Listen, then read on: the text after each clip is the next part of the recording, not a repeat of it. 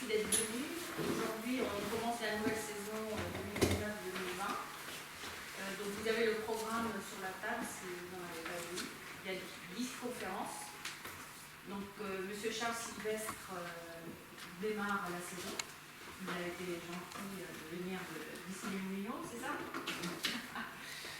Il était déjà venu en 2015 deux fois, une fois en janvier pour nous parler de Jaurès, suite au livre, hein, qui est là, je crois. Hein, oui. La victoire de Jaurès.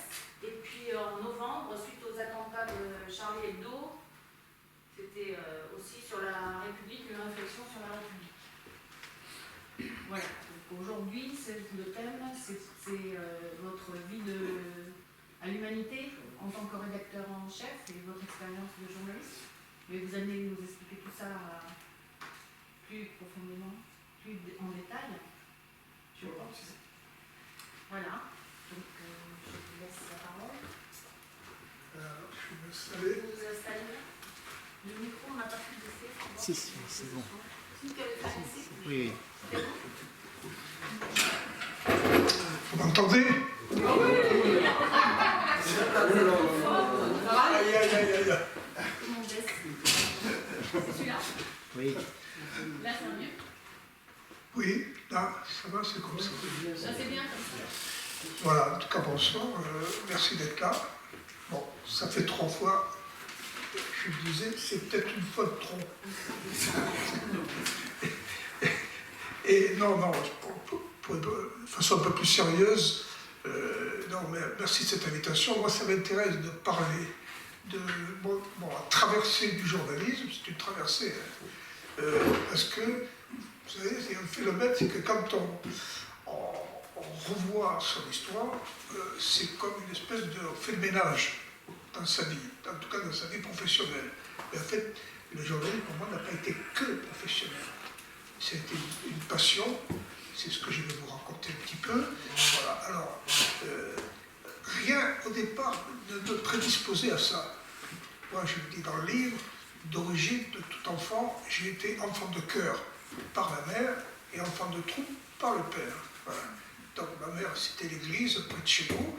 J'ai été enfant de chœur, je regardais ça, j'étais impressionné. Faire enfant de chœur, je ne sais pas si certains, ça leur est arrivé, hein. C'est du théâtre.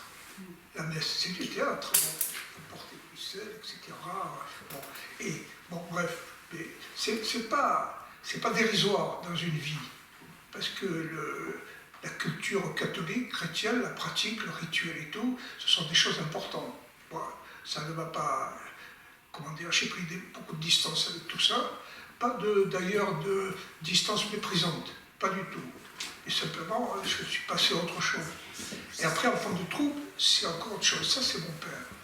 Parce que mon père, lui, c'était un paysan ardéchois de l'assistance publique, récupéré par des paysans pauvres d'Ardèche. Et il avait réussi, à force de travail,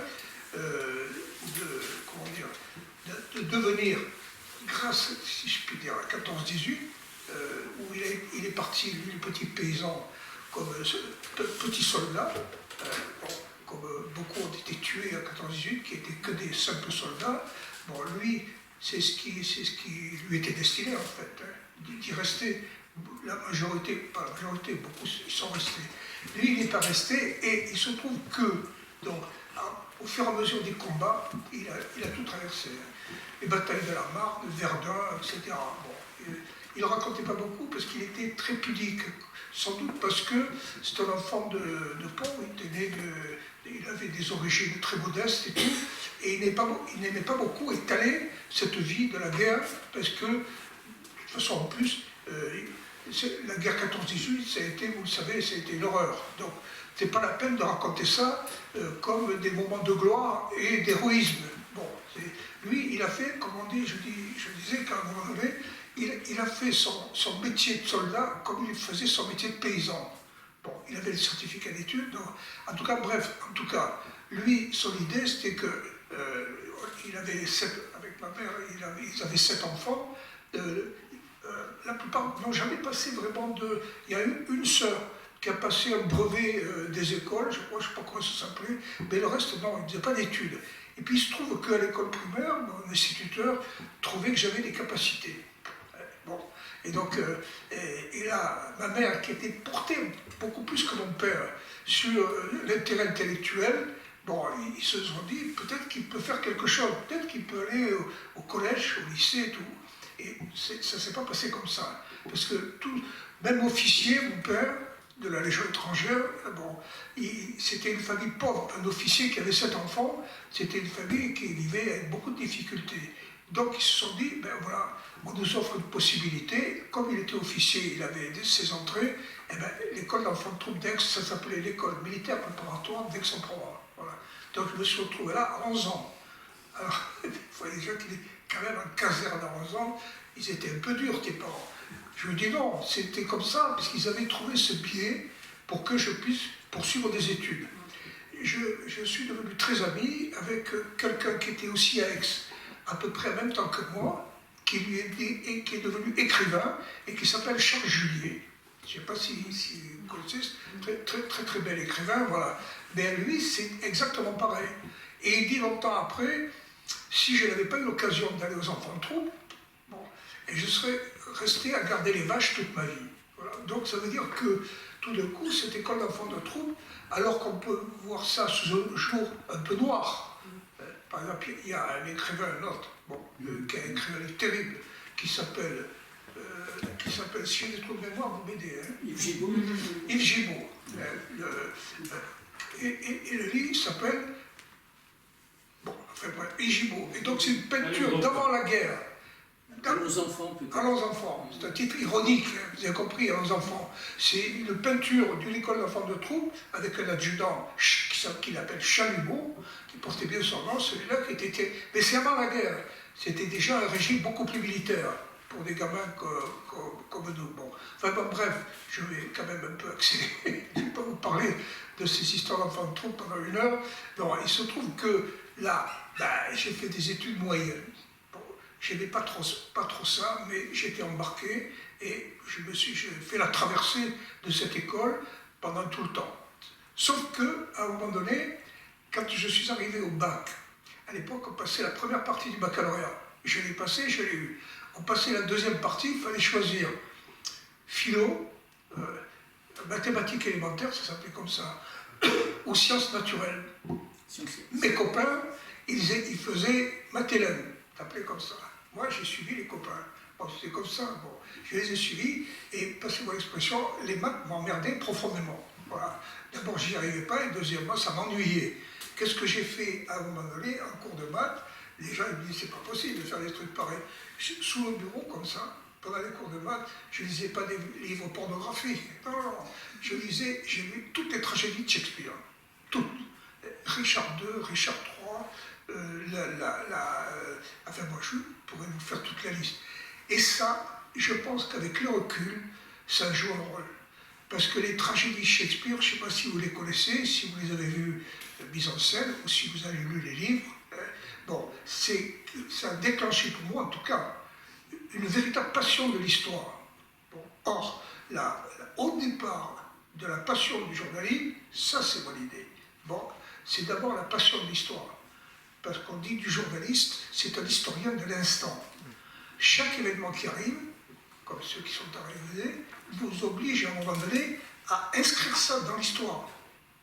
Un événement, si vous le racontez en disant à telle heure, il y a un type qui en a tué un autre et tout, ouais, bon, d'accord, on peut toujours faire ça, mais c'est pas très intéressant. Si vous avez le goût d'instruire le lecteur, à un moment donné, il faut essayer d'en dire un petit peu plus. Et ça, il faut donc que les événements, ce qu'on appelle l'actualité maintenant, il faut l'inscrire dans l'histoire. Et c'est pour ça que Shakespeare, c'est le champion de toute catégorie de celui qui raconte l'histoire d'une façon absolument fabuleuse.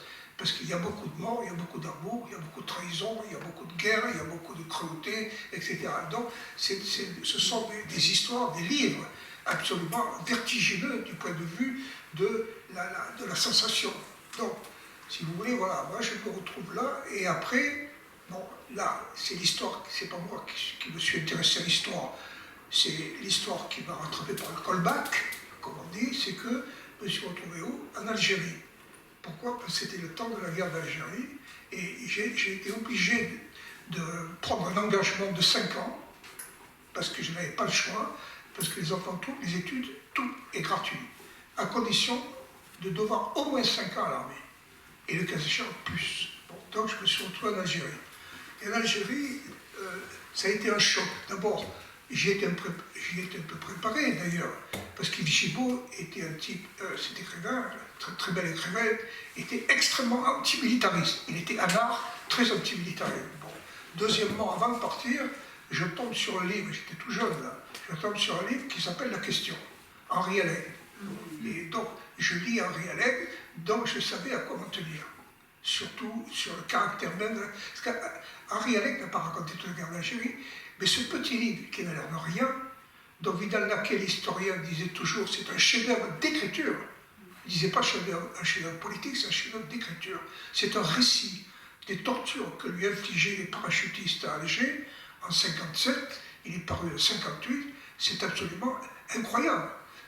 Sartre a fait un grand article, Jean-Paul Sartre, dans l'Express, je crois, bon, en disant de ce livre que c'était aussi, lui aussi, il pensait qu'on ne pouvait pas faire mieux, et il disait en lisant les scènes où Alleg avait affaire aux parachutistes, il dit, en lisant Henri Alleg, on sait instantanément que l'homme fort, le costaud, c'est pas un parachutiste avec ses bottes et son 1,85 m, c'est le petit Henri Alleg, il devait mesurer 1,52 m, mais il était d'une résistance physique et d'une résistance morale absolument incroyable. Bon, donc, voilà, je lis ce livre et donc je pars à la guerre d'Algérie. Et là-bas, Alleg n'était pas là, il était interdit. Voilà. En revanche, il y avait un journal qui arrivait en Algérie et qui était assez critique de la guerre d'Algérie, ça s'appelait l'Express. C'était Jean-Jacques Servan-Schreiber et François Mauriac. Et là, je dois vous dire, ça c'était des journalistes. Après, Servan-Schreiber, il a vécu ce qu'il a vécu, mais en tout cas au moment de la guerre d'Algérie, c'était des journalistes qui parlaient très très bien de la guerre. Là, disons, j'ai été pris là, disons, d'intérêt, de goût, de passion, de tout ce qu'on veut à un moment donné pour ce journalisme-là, ce qu'on peut appeler aujourd'hui un journalisme de vérité. Parce que le journalisme, à la base de tout, il y a, quand les puissants, quand les gouvernants vous disent une chose, que c'est blanc et pas noir, il ne faut surtout pas les croire. Moi, tout au long de ma vie, et je ne suis pas le seul, heureusement d'ailleurs, bon, mais encore aujourd'hui, vous savez, quand vous voyez les événements, vous avez un ministre de l'Intérieur qui vous dit c'est ça la vérité, et vous y tenez, il y a des journalistes qui disent non, demande à voir, excusez-nous, mais on est journalistes, on n'est pas à vos ordres. Voilà. Mais ça, c'est une loi absolue du journalisme. Donc, pendant la guerre d'Algérie, il y a eu des gens, des journalistes courageux, bon, pas qu'à l'humanité, je ne connaissais même pas l'humanité, je ne connaissais même pas son existence, parce que je venais d'ailleurs, vous voyez bien, femme de cœur, enfant de troupe, c'était un tout autre monde que le monde communiste, ou sans être communiste, le monde qui, disons, était engagé, voilà, c'était absolument pas mon cas, j'étais très jeune, hein, voilà, donc, si vous voulez, voilà comment les choses se passent. Je lis ces journalistes-là de l'Express et je pense qu'inconsciemment, je me suis dit, c'est bien d'être journaliste quand c'est aussi utile et quand ça sert à dire la vérité là où, face au mensonge, là où elle est dissimulée, surtout en cas de guerre. Surtout en cas de guerre, c'est quand même extrêmement grave la guerre. Donc si on ment aux gens sur la guerre, sur les buts de la guerre, sur les méthodes de la guerre, ça, c'est extrêmement grave. Donc, là, il y a quelque chose, je pense, chez moi qui s'est déclenché. Bon, et au sortir de la guerre, je me suis retrouvé, qu'est-ce que j'avais à faire au sortir de la guerre? Rien du tout. Du tout, j'avais aucune formation de rien. Voilà, donc j'étais les bras ballants et tout. Et puis, il y a un copain qui était avec moi dans le Djebel, et qui me dit, qu'est-ce que tu fais? Je dis, mais je ne sais pas. Il me dit, moi je vais faire le centre de formation de journaliste. Bon, ben, j'ai dit, ben, peut-être, tiens, pourquoi pas. Donc, comme j'avais cette petite idée, j'ai réussi le concours d'entrée. Le centre de formation de journaliste, à l'époque, il y en avait un seul. On le disait, c'était le centre de formation de journaliste de la rue du Louvre à Paris, voilà, qui a été né d'ailleurs à la libération de la résistance. Donc, me voilà là, et puis, bon, j'accélère un peu parce que je fais cette année-là, j'y reste pas une deuxième année, parce que là aussi, ça commençait à m'ennuyer profondément. Par exemple, moi qui lisais Servan Schreiber et Mauriac, on me disait il faut aller faire un reportage auprès des lecteurs d'un kiosque. Tu vas à un kiosque et tu interroges les gens sur pourquoi ils achètent un journal et quel intérêt ils y trouvent. Bon, j'avais lu des choses dans les journaux qui étaient déjà un peu au-dessus de ça. Voilà, donc j'ai basculé et je me suis retrouvé par goût, sans avoir de connivence politique particulière, à Avignon. J'étais chez moi. Bon, et chez moi, il y avait 4 journaux. Alors il y en avait 3 qui étaient de droite, 2 de droite, 1 socialiste. C'était pas de socialisme très combatif.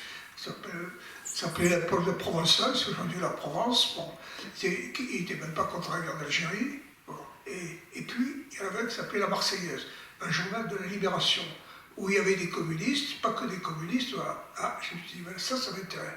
Donc, je suis entré là. Et la chance que j'ai eue, là, c'est qu'à Avignon, il y avait 2 choses qui étaient intéressantes. Il y avait un dépôt de cheminots, où il y avait des cheminots extrêmement combatifs, comme il disait, toujours les premiers dans la grève, toujours les derniers à reprendre le travail. Donc c'était un peu des héros du mouvement ouvrier revendicatif. Voilà. Et deuxièmement, il y avait un homme qui, pas loin, là, au Palais des Papes, était en train de créer un festival de théâtre qui s'est appelé le Festival d'Avignon. Lui, il l'appelait pas comme ça, il s'appelait Jean Villard. Voilà. Donc moi, j'ai été fasciné par ce que j'ai vu. La rebelote Shakespeare, permettez cette expression, donc les premières pièces les premières mises en scène de Villard à Avignon, c'est Richard II. Bon. Et après, il va jouer beaucoup de Shakespeare, ça s'appelait La tragédie du roi Richard II. Voilà. J'ai été fasciné par ça. Parce que là, à nouveau, c'est l'histoire qui est là. C'est l'histoire, mais c'est pas l'histoire récit, c'est l'histoire théâtre. Bon. Et là, à Avignon, quand il crée ce festival, qui n'aurait jamais dû exister, on se dit, si les gens avaient eu un peu de bon sens. Mais la culture, ça ne se fait pas avec des gens de bon sens. Ça se fait avec des gens qui ont beaucoup d'audace. Bon. Et ça a été le cas. Moi, je l'ai raconté dans un autre livre, mais dans mon parcours, ça a beaucoup compté. Le Festival d'Avignon, qui s'est appelé la Semaine d'Art, a existé parce que Jean Villard était un homme qui voulait absolument faire du théâtre grand public. Donc le Palais des Papes, c'était ça. Deuxièmement, l'inspirateur qui lui demande de faire ça dans le Palais des Papes, il s'appelle René Char, c'était un poète, et coup de chance pour Villard et Char, il y avait un homme qu'il connaissait bien, qui était le maire d'Avignon, qui s'appelait Georges Ponce, c'était le maire d'Avignon à la Libération, jusqu'en 1948, coup de peau, le festival est né à 1941, Georges Ponce, c'était un maire communiste, comme il y en avait beaucoup dans ces années de la Libération. À Troyes, ils ont créé ce festival, qui est toujours là. Et pourquoi il est toujours là? Parce que je pense qu'il a eu des fondations très solides, des fondations dans l'esprit, dans la façon dont Villard. Les premiers acteurs qui sont là avec Villard en 1947, il s'appelle Jacques Moreau. Bon, donc elle avait 22 ans. Ils dormaient tous ensemble dans des espèces de dortoirs. Ils mangeaient tous ensemble. Ils n'avaient pratiquement pas de cachet et tout. Donc le théâtre, là, s'est créé avec des gens qui avaient une vraie passion du théâtre. Et quelqu'un aussi, comme on dit, un meneur de troupe, qui s'appelait Villard, qui était aussi très tranchant, très rigoureux, ultra rigoureux, voilà. Donc c'est une très belle histoire de culture qui fait que je persiste à penser aujourd'hui qu'il n'y a pas de vraie culture s'il n'y a pas des gens, je parle de Villard, mais aussi de la troupe, une très jeune femme comme Jeanne Moreau, qui sont capables de sortir de leurs habitudes, de prendre des risques. Bon, parce que la première représentation à Avignon en 1947, il y a eu 1000 spectateurs, bon, dont les 3 quarts ne payaient pas leur entrée. Bon, donc vous voyez, c'était la catastrophe. Aujourd'hui, un homme de théâtre dirait, je vais créer un cycle de représentation. Bon, il le crée, on lui dit d'accord, tu as tant d'argent pour ça. Mais si la première année, il commence par avoir les 2 tiers des spectateurs qui ne payent pas, bon, et donc on lui dira merci, mais on ne peut pas faire du théâtre comme ça. Dans la mécanique de la culture aujourd'hui en France, jamais on n'autoriserait quelqu'un à prendre des risques pareils. Voilà, donc vous voyez, ce voisinage à Avignon, pour moi, a été très important. Les cheminots, leur combativité et le côté culture avec Villard. Bon, sur ces entrefaites, ça s'est trouvé comme ça. Je me suis retrouvé à l'Humanité, parce qu'à l'Humanité, ils avaient besoin de gens plus jeunes. Toute la rédaction, c'était des résistants. C'était des résistants, parce que les journaux ont été créés par des résistants la plupart du temps. Même Le Monde a été créé en 1945 par des résistants. Le Libération, pas l'actuel, celui d'avant, d'Astier de la Bougerie, combat avec Albert Camus, dont je vous parlerai aussi, et c'était aussi des résistants. Donc, Camus a été dans le mouvement Libération de la résistance. Et ils ont créé ce journal Combat, qui est un journal prestigieux, bon, dont Camus était le directeur et l'éditorialiste. Voilà, donc, vous voyez, il y avait tout ce mouvement-là. Bon, alors donc, je me suis retrouvé à l'Humanité. Là, il va y avoir un rebondissement. Moi, peut-être que comment dire, c'est un peu flatteur, mais c'est vrai ça. J'ai vécu mon histoire de journaliste comme une série de rebondissements. Bon, je venais des enfants de troupe, et tout d'un coup, bon, je vous l'ai dit, alors la guerre d'Algérie, là, je fais du journalisme par procuration, en lisant Servan Schreiber, Mauriac, et d'autres d'ailleurs, Henri Alec, bon. Et puis je me retrouve à Avignon, où là, bon, c'est grève de cheminots, la culture au niveau d'un Jean Villard, bon. Et puis, là, à l'Humanité, le chef de service politique, qui s'appelait Laurent Savigny, que j'aimais beaucoup, il me dit, Charles, tu es jeune, tu es plein de fous, mais là, hop, tu prends ton sac et tu vas à Saint-Nazaire. On est en 1967. Saint-Nazaire, il y avait une grève qui durait depuis 2 mois. Tous les ouvriers de la ville étaient en grève. Et tous les jours, ils manifestaient le matin et le soir. Il y avait 2 cortèges, les mensualisés et les horaires. Les horaires, ils étaient payés à l'heure, mensualisés au mois. D'accord, bon. Et alors, il y avait CGT, Force ouvrière, CLDT. Voilà. Et sur le grand boulevard de Saint-Nazaire, il y avait 2 cortèges comme ça, ils se croisaient. Et les 2 cortèges, qu'est-ce qu'ils chantaient? L'International. Déjà, j'étais un peu baba quand je me disais, bon, la CGT qui chante l'International, c'est un petit peu leur culture, quoi. Mais alors, Force ouvrière, bon, et les cadres qui chantent International, je me disais, qu'est-ce que c'est ce truc, quoi? Et bien, en réalité, j'ai découvert la Lune, c'est-à-dire parce qu'à Saint-Nazaire, c'est une culture anarcho-syndicaliste qui a imprégné tous les syndicats, pas seulement la CGT, même Force ouvrière, même la CFDT, et ça chantait l'International. Ils sont allés jusqu'au bout. Il y a un beau film qui malheureusement n'a jamais été diffusé vraiment par la télévision, qui s'appelle Le Premier maire Saint-Nazaire, il est de Marcel Triat. C'est un réalisateur de télévision, je vous recommande celui-là, parce qu'il explique cette grève, et le 1er mai, ils ont gagné. Figurez-vous que leur revendication, c'était un truc d'époque, c'était qu'à Saint-Nazaire, les gens d'une société qui s'appelait Sud Aviation, bon, ils étaient payés 20% de moins que ceux qui travaillaient à Sud Aviation à Paris. Ça s'appelait les abattements de zone. Bon, donc, et ça a été d'ailleurs éliminé en 68. Ça a été complètement éliminé en 68. Mais eux déjà, ils ont battu la direction là-dessus. Et ils ont récupéré la différentielle de salaire. Moi, ça c'est une histoire qui m'a marqué pour la vie. Parce qu'il y a un monde, si vous voulez, vous pouvez lui raconter tout ce que vous voulez, mais ce qui compte, c'est, et à la fin du mois, on a combien? Est-ce qu'on a de quoi vivre ou est-ce qu'on n'a pas de quoi vivre? Vous avez vu que cette histoire est rebondie il n'y a pas très longtemps quand même. Ça s'est appelé les fins de mois. Eux, ces ouvriers de Saint-Nazaire, ils avaient des problèmes de fin de mois et ils s'en sont occupés eux-mêmes. Voilà. Bon, le syndicat était là pour unir tout le monde. Assemblée générale tous les matins, on vote la continuation de la grève tous les matins, c'est-à-dire la démocratie de base, voilà.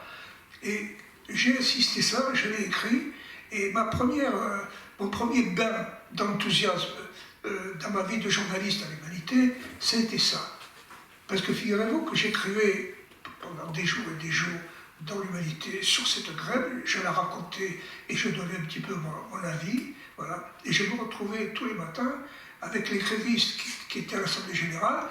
Moi j'avais les mains, bon, je relisais un petit peu ce qui s'était dit et tout, et eux de temps en temps, certains savaient un peu, ils venaient me voir, de se retrouver, parlant de grève dans un journal, au milieu des grévistes, vous ne pouvez pas imaginer ce que ça peut procurer.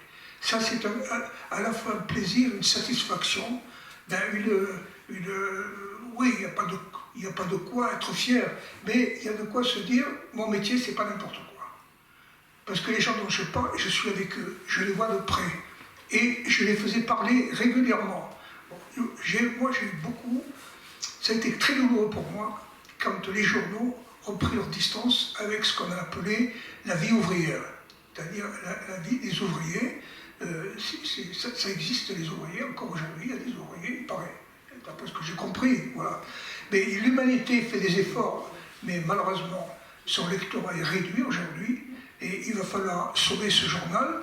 Mais en tout cas, dans beaucoup de journaux, pendant des années et des années, ça a disparu. J'ai connu des journaux, tous avaient ce qu'on appelait des pages sociales. Bon, après, disons dans les années 70, ce qu'on appelait la crise, au bout d'un moment, les pages sociales des journaux ont été éliminées. Vous avez eu, qu'est-ce qu'on a eu à la place des pages sociales? C'était les pages économie. Alors, économie, l'argent, les finances, etc. Mais la simple vie ouvrière, la vie des travailleurs, a quasiment disparu pendant des années et des années. Je dois dire, moi, c'est mon expérience d'aujourd'hui, je pense qu'elle n'est pas finie, cette histoire. Parce qu'il y a des événements qui arrivent aujourd'hui, il va falloir un petit peu que la presse reparle des gens qui travaillent durement, qui travaillent de façon ingrate, ou qui travaillent et qui ont des idées sur leur travail. Voyez. Mais ça a malheureusement trop dit. Donc, tout ça pour vous dire que j'ai eu j'ai découvert un monde, mais ce monde était parfaitement inconnu. Mon père était un petit paysan pauvre, ma mère très catholique, passait son temps à la messe. Bon, alors les ouvriers, je les ai découverts avec les cheminots d'Avignon. Mais est-ce que ce sont des ouvriers, les cheminots? Oui, ce sont des ouvriers, bien sûr. Bon, il y a des gens qui discutent à perte de vue pour savoir si les cheminots font partie de la classe ouvrière. Et moi je dis oui, ils font partie de la classe ouvrière, c'est pas la peine de discuter 107 ans avec ça, mais c'est pas une usine.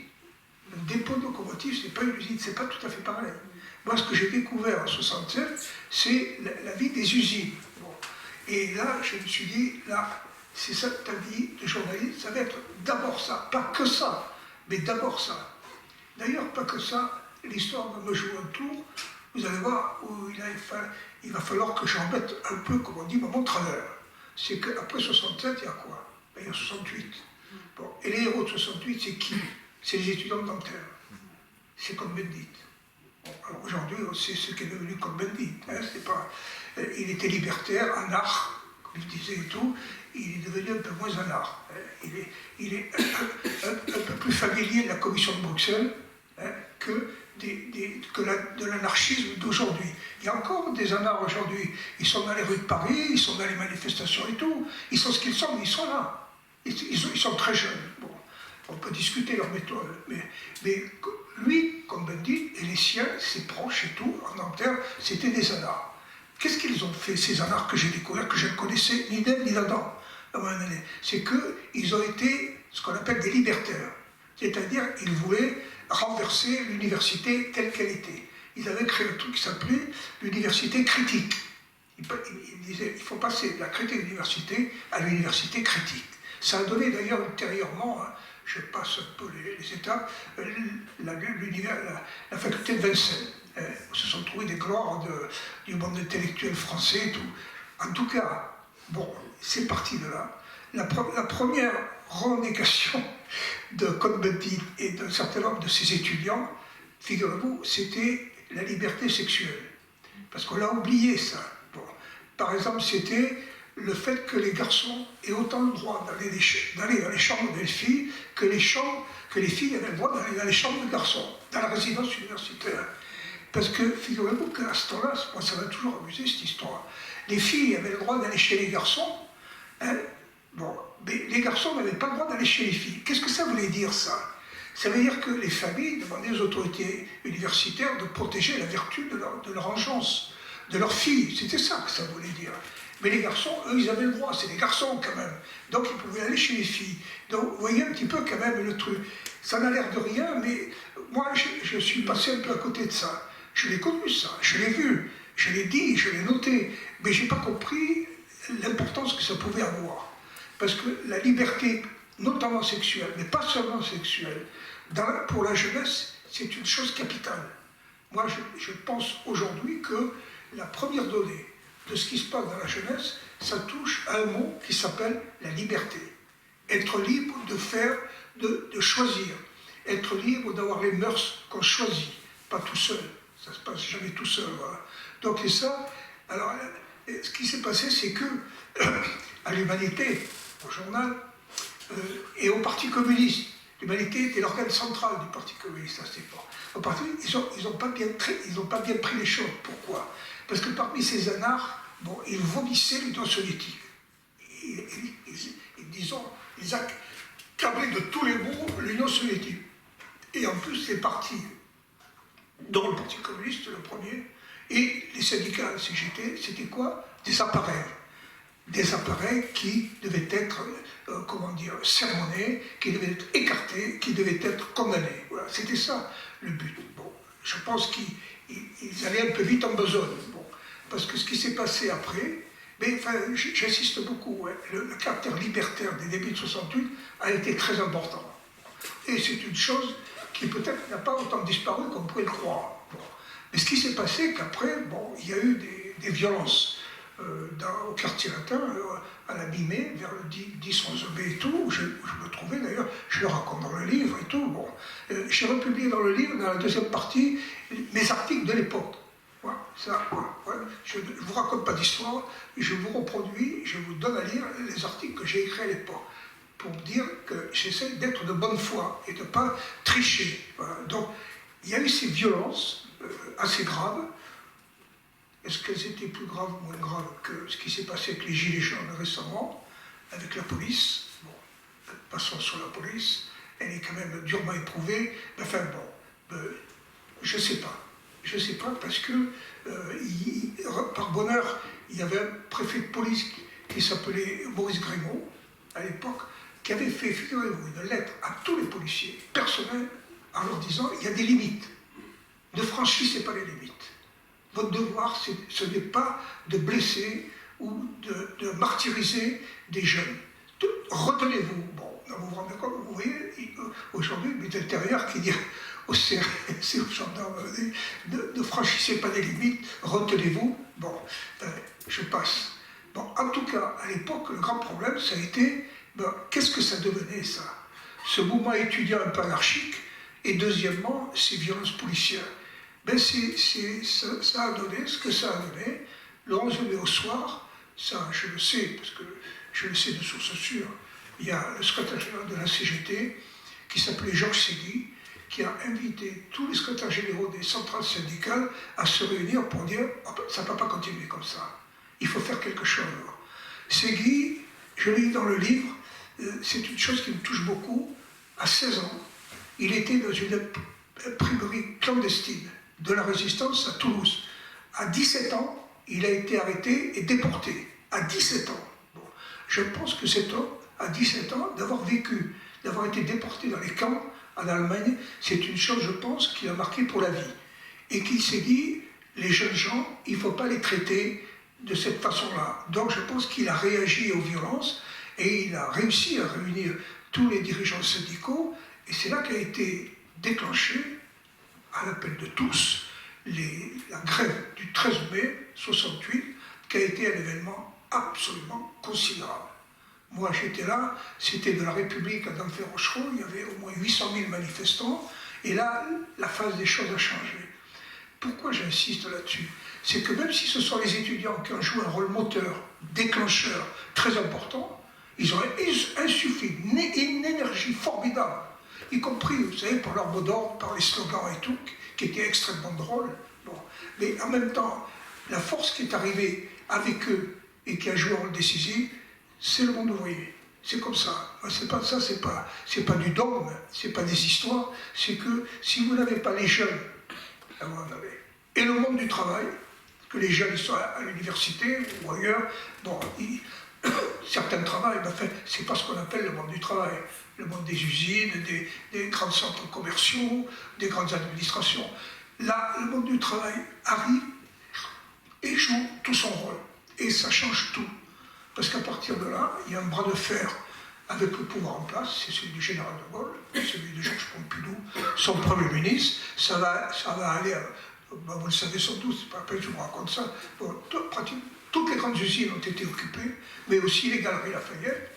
Il y a eu les écoles, les collèges et les lycées étaient tous en grève. Bon, c'était un mouvement absolument formidable. Moi, je connais des gens qui disent toujours il faudrait bien le voir en 68. Je leur dis ça ne se fait pas tout seul quand même. Hein. Bon. Mais ce fantasme-là, il faudrait bien encore en 68, ça a du sens. Ça veut dire qu'il y a des gens aujourd'hui qui pensent que s'il n'y a pas un grand mouvement social très important, très uni, on aura beaucoup de mal à arriver à quelque chose d'important en matière de vie de la société. Bon, alors, voilà ce qui s'est passé en 68.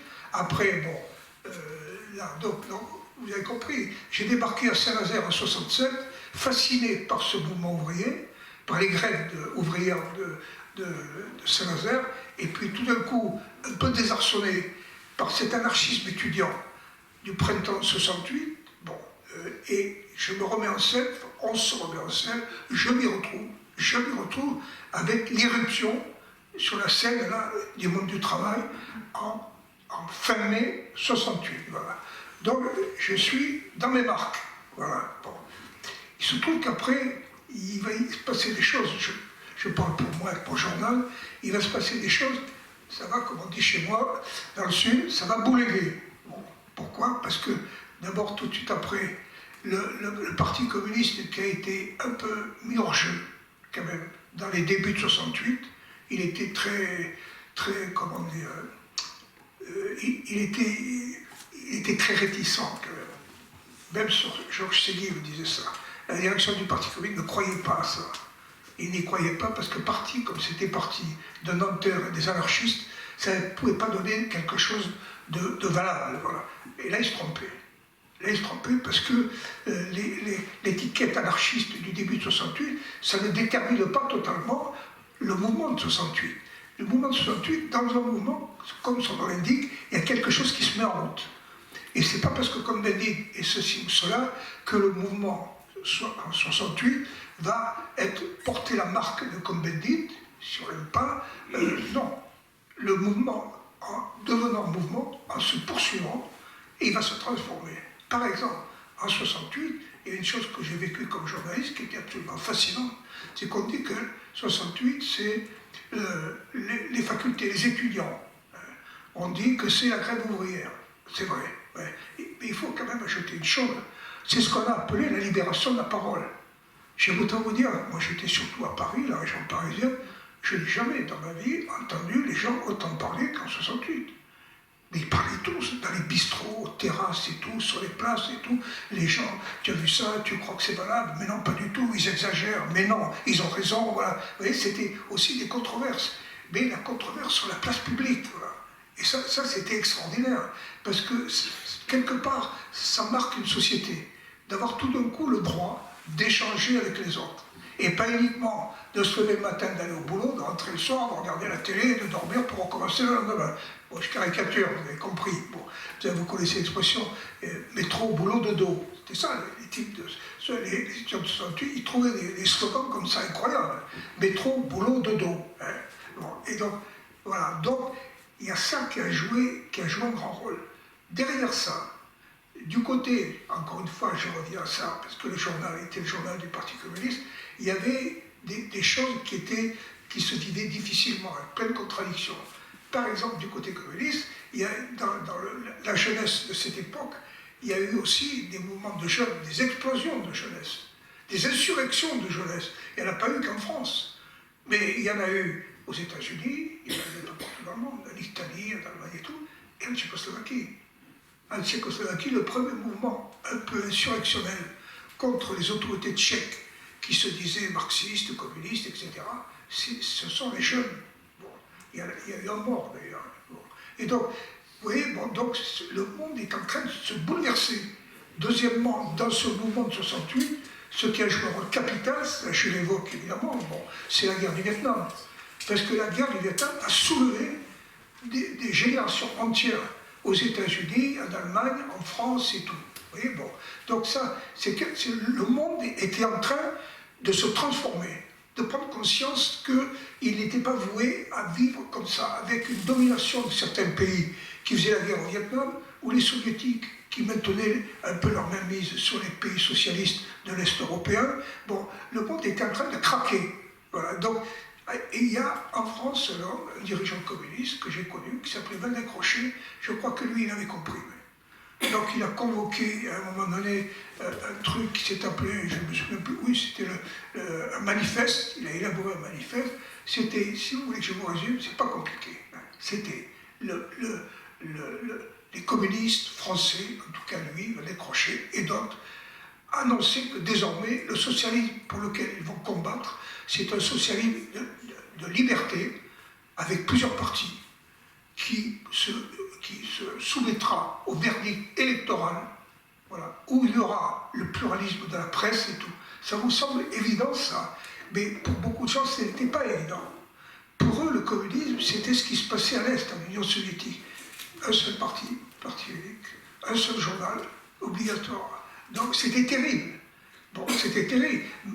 Marx lui-même n'en serait pas revenu de voir ça. Ça, j'en suis persuadé. Bon, et donc, voilà, donc il y a cette... Et là, sur une période, pour le Parti communiste, à laquelle j'ai été associé comme journaliste à l'Humanité, c'est ce qu'on a appelé la période de, disons, pour parler vite, de l'eurocommunisme. C'est-à-dire, des gens étaient surpris que Georges Marchais, le secrétaire général du Parti communiste français, et Enrico Berlinguer, le secrétaire général du Parti communiste italien, se sont retrouvés à Paris pour de la Villette, de la GT1. Bon, il y avait 100 000 personnes d'un enthousiasme indescriptible.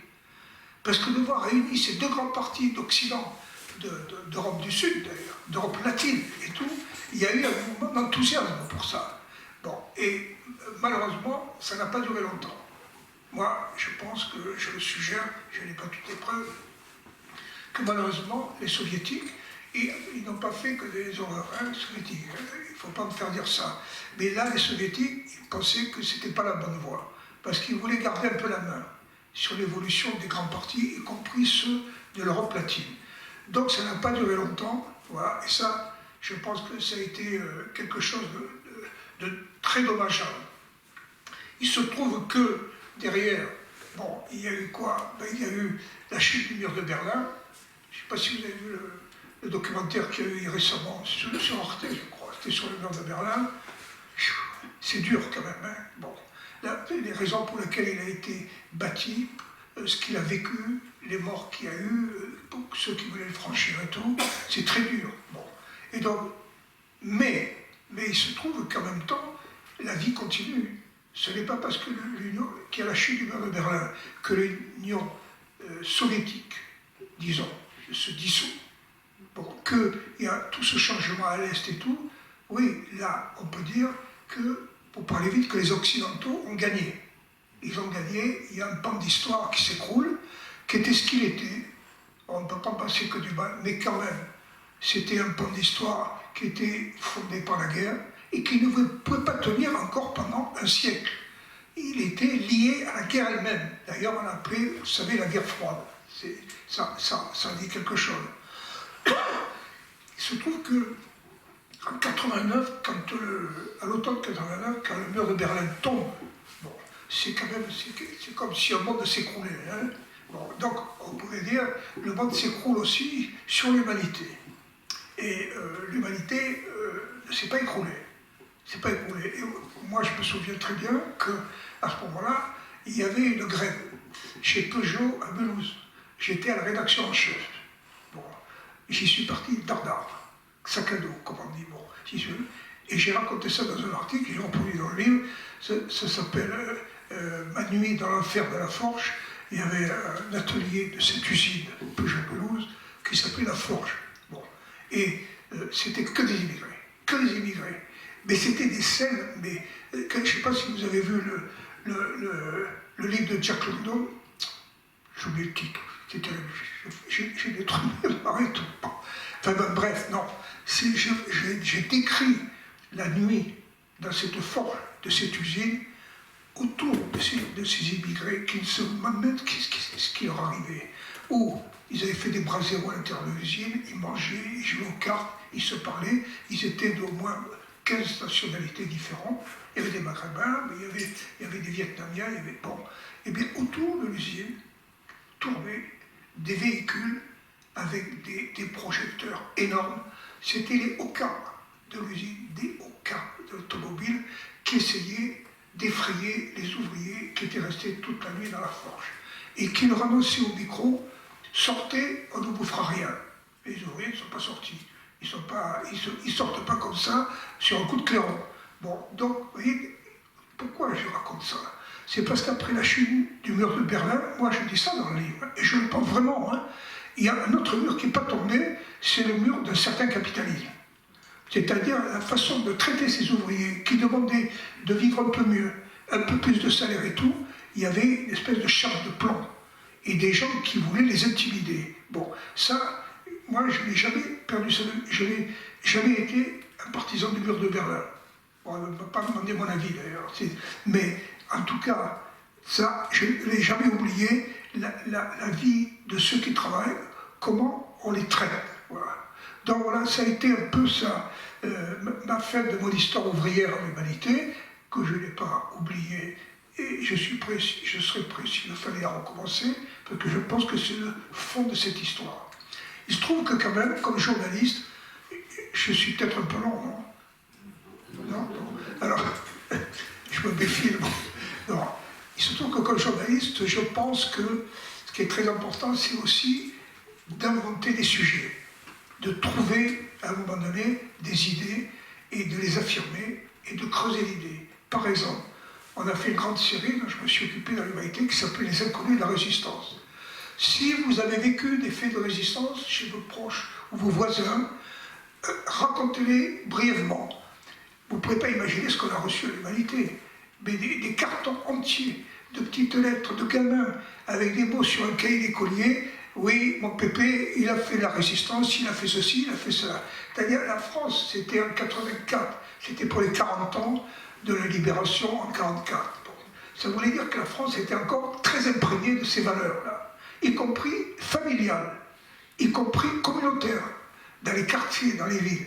Et bon, ça a été l'approche. La deuxième chose, c'est, il se trouve que j'ai toujours été, pas tout, j'ai jamais fait les choses tout seul, je ne peux pas dire les choses pareilles, mais que la littérature, la culture, pour moi, je vous raconter Villars, quand je suis arrivé à Avignon, a toujours été très important. On a fait une série dans l'humanité qui s'est appelée « Lire le pays avec les écrivains ». On leur dit, c'était un défi, écrivez ce que vous avez envie d'écrire dans un pays de votre choix, soit votre pays de naissance, soit votre pays de cœur. Voilà. Et on a eu 110 réponses. Première page à apparaître, Jean Genet, cathédrale de Chartres, vu qu'il y avait un texte franchement magnifique. Le deuxième, Jean Simenon, les canons. Bon.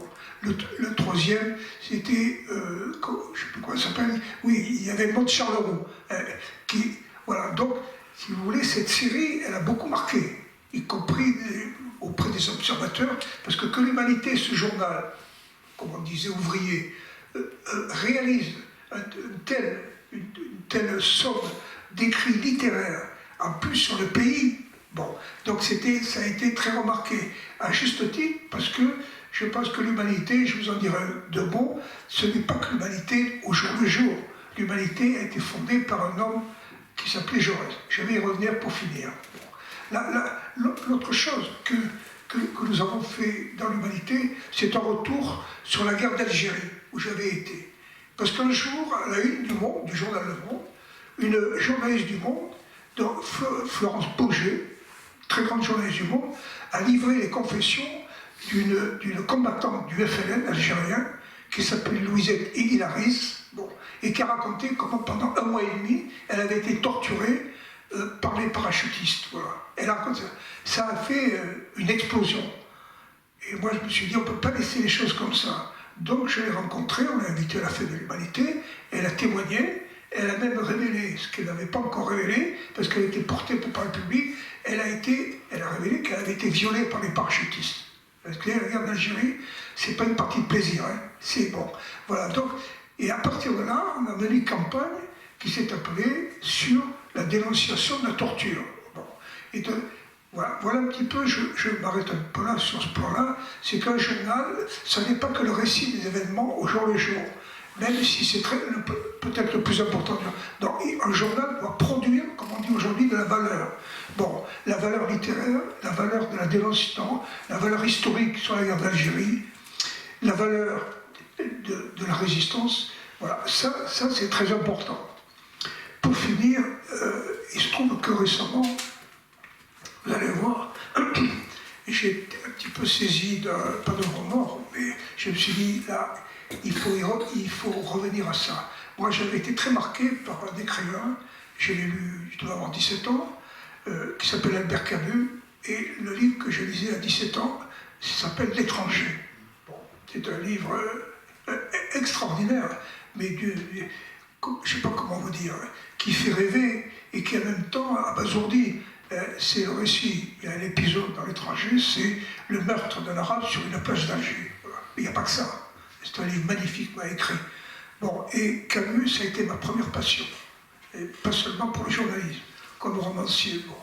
Et après, Camus m'a fâché à cause de la guerre d'Algérie, parce que Camus a refusé de se prononcer pour l'indépendance de l'Algérie. Bon, ça m'a quand même un peu pris à la gorge. Bon.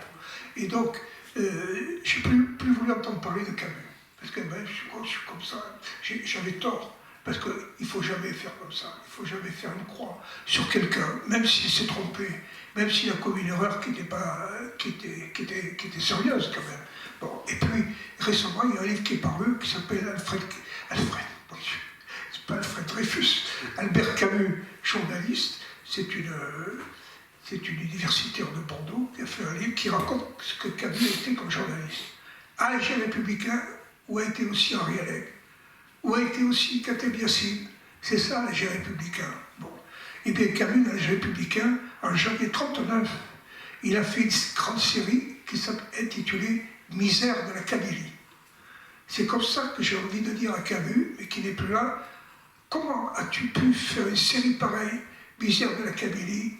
Non, c'est toujours la Kabylie, toujours encore plus miséreuse, misérable. Non, les choses ne s'arrangent pas. Et comment peux-tu ne pas comprendre qu'à un moment donné, il a fallu faire éclater cette injustice? Elle a éclaté comme elle a éclaté. Et comme attendu FLN, c'était pas des gentils démocrates qui se réunissent ce soir comme ça, en train de boire un coup pour savoir ce qu'il faut faire le lendemain. Non, ça s'est passé au couteau, ça s'est passé au fusil, ça s'est passé avec des bombes. Voilà. Ça, Camus, ça l'a profondément heurté.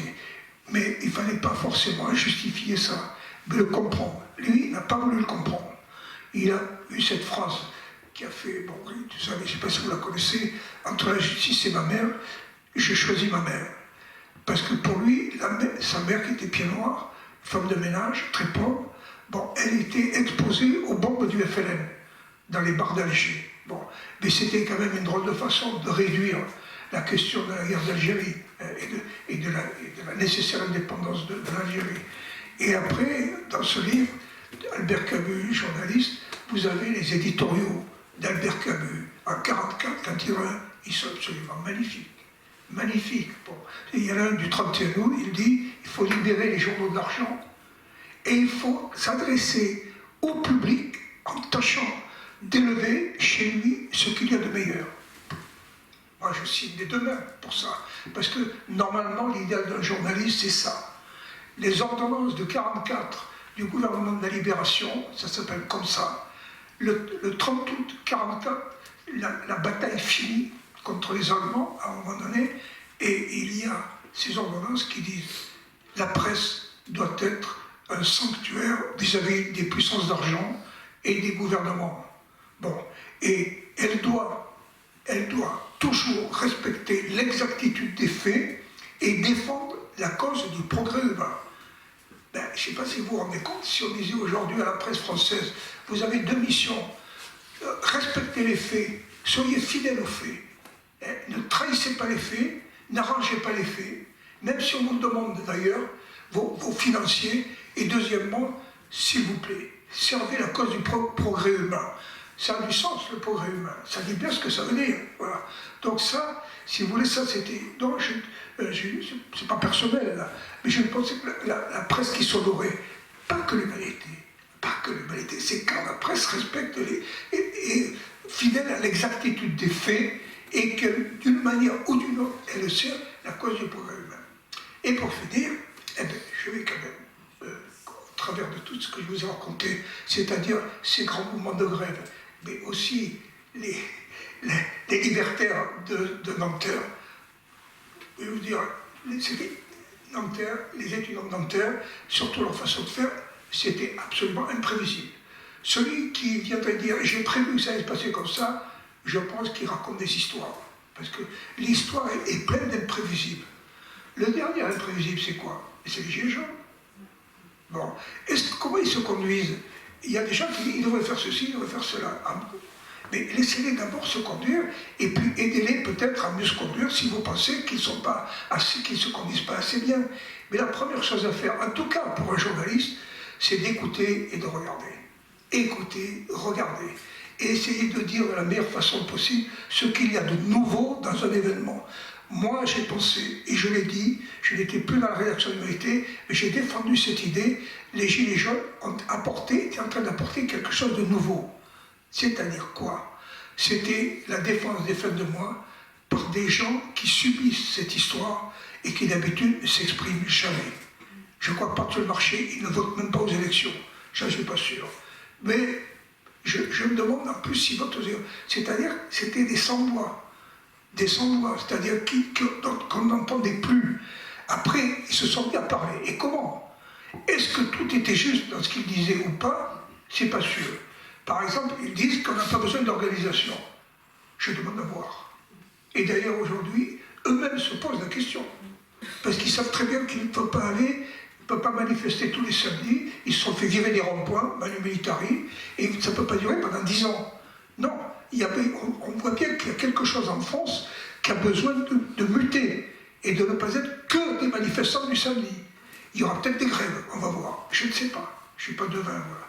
Mais je voulais vous dire ça parce qu'il y a un homme qui est le fondateur de mon journal, qui s'appelle Jean Jaurès, bon, et qui, en 1901, il y avait un truc qui s'appelait La Revue Socialiste, il écrit un truc que j'ai mis en exergue de ce petit bouquin.